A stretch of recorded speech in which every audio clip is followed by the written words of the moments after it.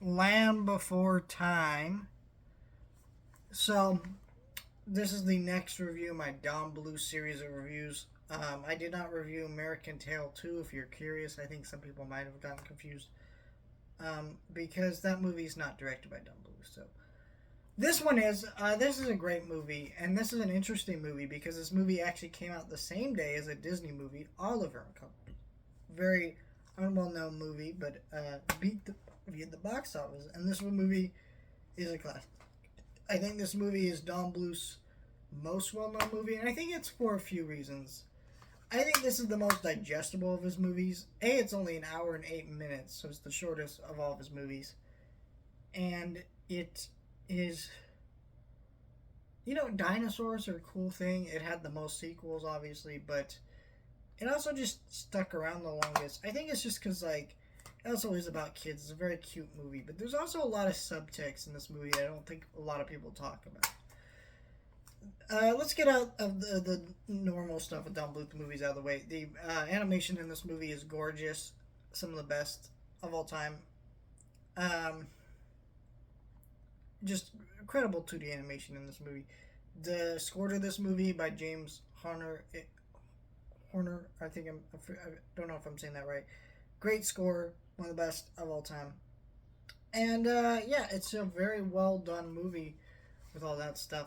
But I think what's deeper about this movie is, sure, it's kids going on a journey to a place, and it's kind of one of those generic type kids movies in a weird way. Though I think this is probably the first, not the first, but maybe the most. Actually, it might be the first version of that type of story where anime characters go on a journey to a place. The Journey animated kids movie is kind of a huge cliche in the genre, but I think this movie did it first and probably best. But I think what's great about this movie is how realistic these kids are. You have a character who deals with the death of his mother in the movie very realistically. They actually had to get a child psychologist to make that scene work. That's real. Look that up. I think Sarah, the way she treats Littlefoot, because it's clear from the subtext in the movie, her dad's a fucking racist. He's a fucking bigot.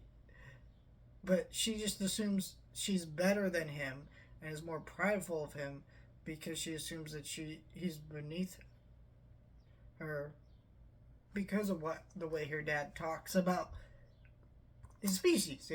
So I don't know. I think there's a lot of that, and it's a very realistic just depiction of kids and their dynamics and how they do things, and that's a lot of the subjects in the movie. And I think that's what makes the movie so strong.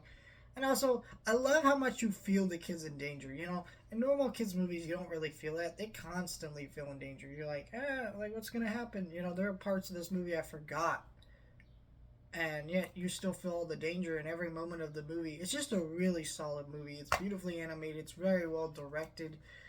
All the kids give actually great performances that add a lot to their characters. R.I.P. to Ducky's voice actress. Sorry, I almost threw up a little bit because if you know what happened to her voice actress in real life and why she's no longer with us, I'm not going to say it here. Look it up, but look up at your own discretion. It is very sad and very horrific. But she was great in this movie, and I wanted to point that out. It's a great movie. Let me know your thoughts. Like, share, and subscribe.